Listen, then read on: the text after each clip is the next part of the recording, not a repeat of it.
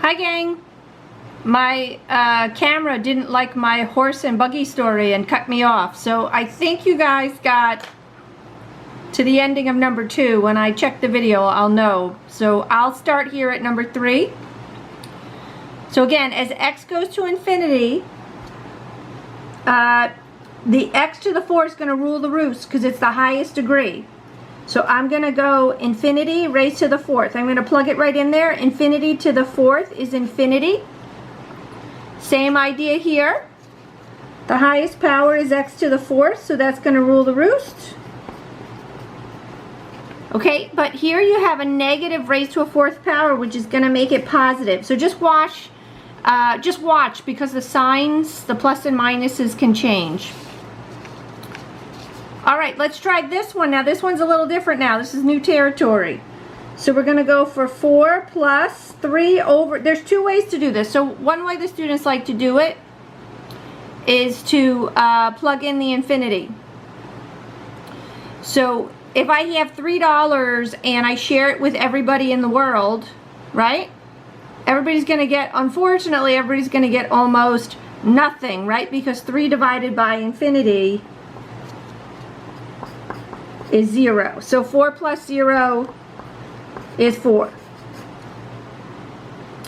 The other way to think about this piece right here, since this is just its own unique little fraction, is you can do the rules.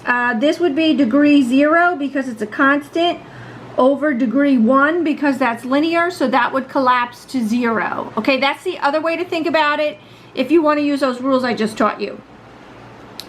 And for anybody who just wants to try it first before I do them, let me just scroll through these. This sort of reminds me of like the Star Wars movie at the at the beginning, we're scrolling through.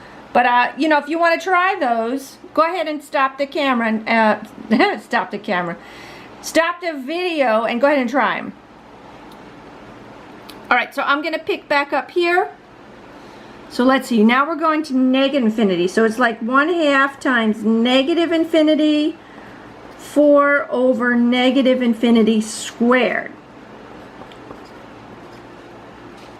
Okay, so 1/2 times a negative infinity, right? If you have negative infinity, you're doing 1/2 of that. That's going to stay at negative infinity because 1/2 of negative infinity is still negative infinity.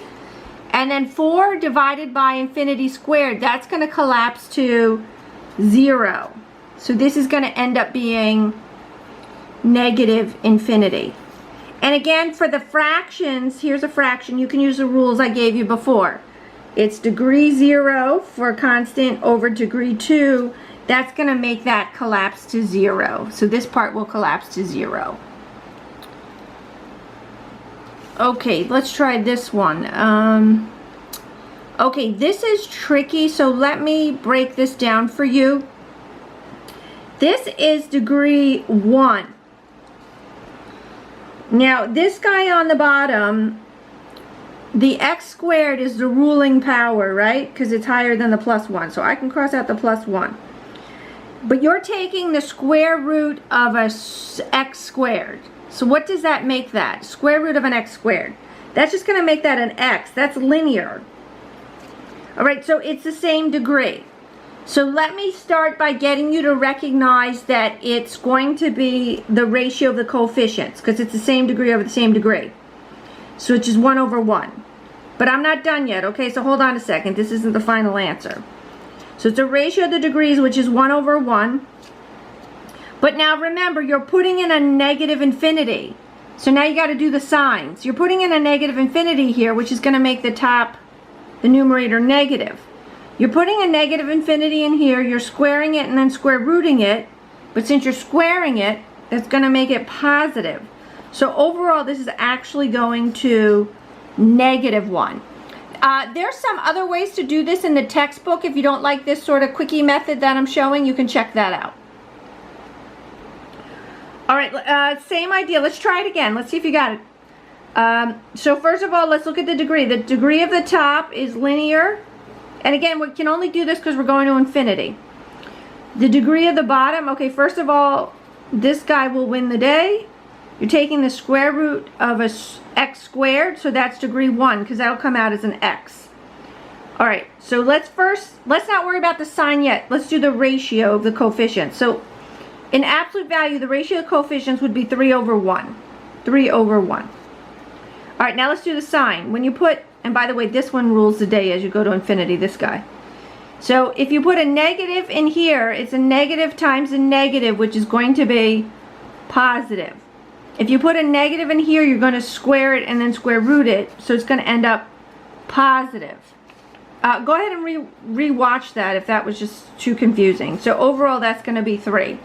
So I would like figure it out in absolute value first, and then I'd go back and get the sign. But it's up to you guys how you want to do it.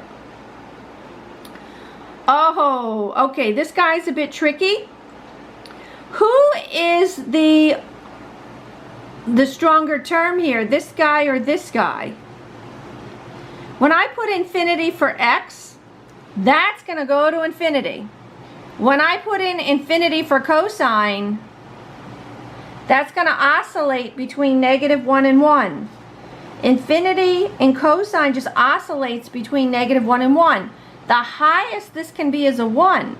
So there's no money in this. There's no bang for your buck in this. The most this can give you is $1. Right? Nobody's playing this at the casinos. This guy only gives you $1 on its best day. Right? Because it's just the heights just oscillate between 1 and -1.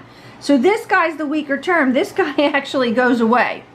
So again, it just depends at this point how you want to do it. It's degree 1. If you do it this way, it's degree 1 over degree 1. So it's the ratio of the coefficients, so it's 1 over 1. If you put in infinity, this is positive, so it's 1. Or some people just go ahead and reduce the whole thing and take the limit of 1, which is 1. So it's up to you how you see that. All right, last one on the sheet here. We're going to plug in infinity. So we're going to go ahead and plug it in. So cosine of 1 over infinity. We've seen this a few times now, so hopefully you know what this is. 1 over infinity. You share $1 with everybody on the planet. That's going to end up being, that's going to approach 0. And then cosine of 0 is off the unit circle. This is a quadrantal angle, is 1. Okay, gang, that's it. If you get stuck on anything, shoot me an email. I hope you enjoy this section. I think this section is sort of fun. All right, catch you. Your homework's up. Everything's a go. Bye-bye.